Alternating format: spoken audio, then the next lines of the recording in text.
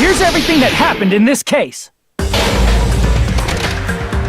The person who actually arranged this incident was the victim, Nagito Komaeda. He kept a specific item inside his cottage that he needed for his plan. Monokuma's special poison, which he brought with him from the Octagon.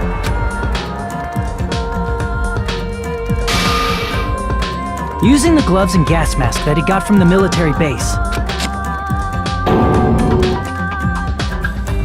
Nagito swapped the contents of a fire grenade he took from the plushie factory break room with that poison. When he did that, a specific item was left as evidence, the blue aluminum seal on the grenade. With that, Nagito finished making the poisoned fire grenade, took it with him to the factory,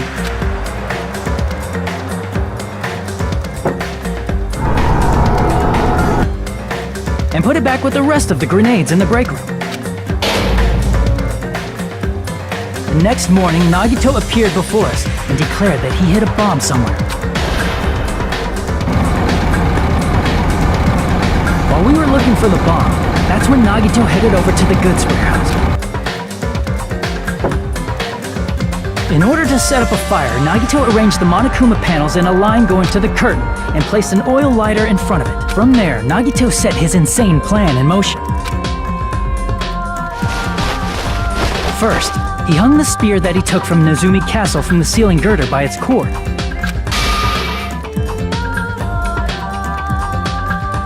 Then he tied his arms and legs at the back of the warehouse with rope. However, he burnt off the rope on his right arm beforehand. In doing so, he made sure that only his right hand was free, while his remaining arm and legs were tied up.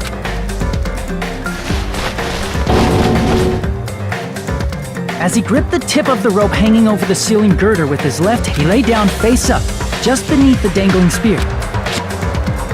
But this was just the beginning of Nagito's plan. And then, he did something no one could have predicted. First, he covered his mouth with duct tape, and after making sure he was unable to scream,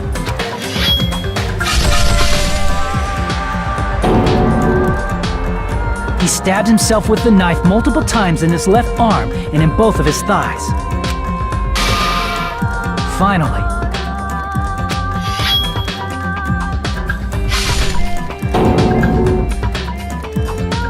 he propped the knife on the plushie and slammed his right hand onto the blade. He didn't just want us to think he was tied up, he also wanted us to think he'd been tortured. Through all this, Nagito never let go of the spear. His plan still wasn't over. In fact, it was just about to begin.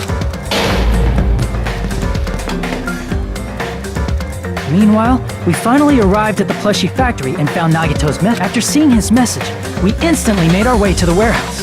But that was part of Nagito's plan. We opened the door to the warehouse, which inadvertently started the Monokuma panel domino effect.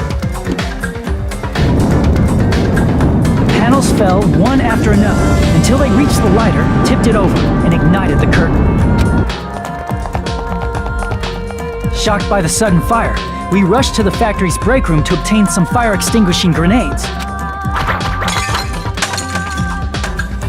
We then aimed for the fire's origin point, which was the curtain, and unloaded the entire supply. It never occurred to us that one of those grenades was the poisoned grenade that Nagito had prepared.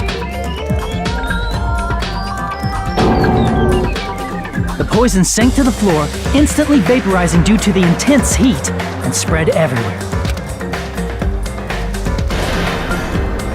The poison gas quickly drifted to the curtain at the back of the warehouse, where Nagito was. Also, Monokuma's poison has a unique quality in which it becomes heavier than air when vaporized.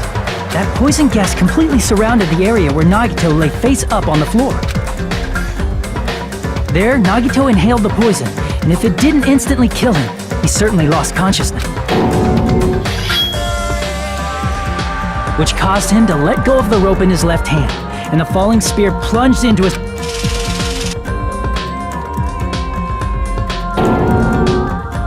This is all the information related. His true intention was to set one of us up as the killer. At this time, we still don't know who the killer is, because the killer wasn't aware they killed someone.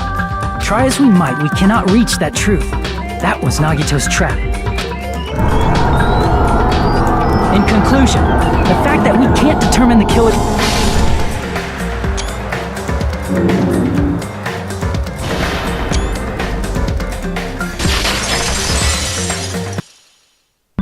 This should be the truth behind Nagito's trap.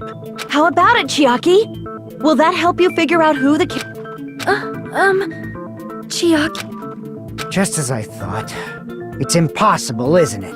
Are you saying we just have to vote for someone? What Hajime said is probably true. That's part of the reason why I thought it was a little strange. Did Nagito really not care who the killer was? He said this to us earlier.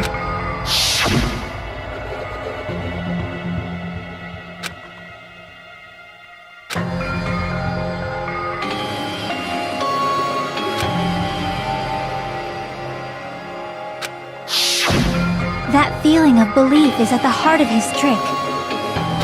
He believed we'd notice the fire grenades. He believed we'd try to extinguish the flames. And he believed we'd fall into his trap. By believing in us, Nagito was able to put him... There's one more thing, remember? Something that Nagito believed in from the bottom. I want you to try to remember. I see! Nagito believed in his talent as the ultimate lucky student.